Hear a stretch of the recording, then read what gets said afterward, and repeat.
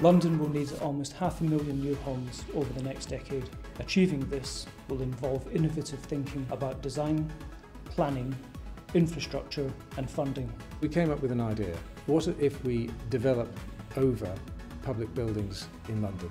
We did some research and we found that if we exploited all those sites in London, we could come up with as many as 630,000 homes. We surveyed over 1,000 Londoners to see what they thought about the idea, and the results were really encouraging. About 63% of people would be willing to live above a library, about 23% above a school or hospital, so that demonstrates there is a market for the concept. Also really encouraging, 57% of people think that public buildings need to be regenerated, so it just shows that the idea has got legs. London First has long been concerned about the lack of house building in London.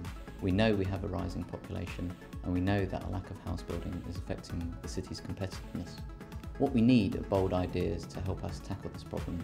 And WSP have come up with a great idea. The Mayor's very supportive of building housing over schools and also maximising the benefits of public land ownership, particularly the GLA's land ownership. So his housing and land team, his planning team are working really hard to bring those sites forward for housing, and the Mayor has taken over planning applications in London that have involved housing over schools, where he felt that was in the interests of Londoners. And it's something he's very keen to take forward. The challenge for the public sector is to be able to understand what they own, work out what's surplus to requirements and bring that to the market. There have been some great examples of that happening in London, like the Met Police that have managed to start disposing of surplus assets. But the challenge is to bring all of the public sector together, to bring their land to the market in a coordinated way which delivers more homes for London. From a developer's perspective, there are a couple of issues that we need to think about.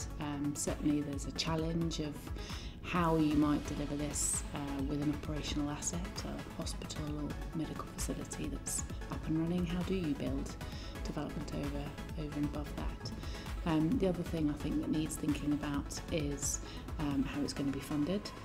And to enable anything like the sort of scale of the ambition that WSP has got, we need to have a really good look at how it all stacks up. We believe the concept that's being discussed today is practical and is financially viable. I think there's two options. One is a private rental sector model, but as an unusual twist with the public sector as a developer, or potentially a more innovative model where there's public sector and private sector partnership, and the development costs, so the rental income that you could get from this would cover the initial development costs over a period of time, paying back the private sector. So we know we can build the buildings. The question is, can we overcome the issues? And we believe that we can.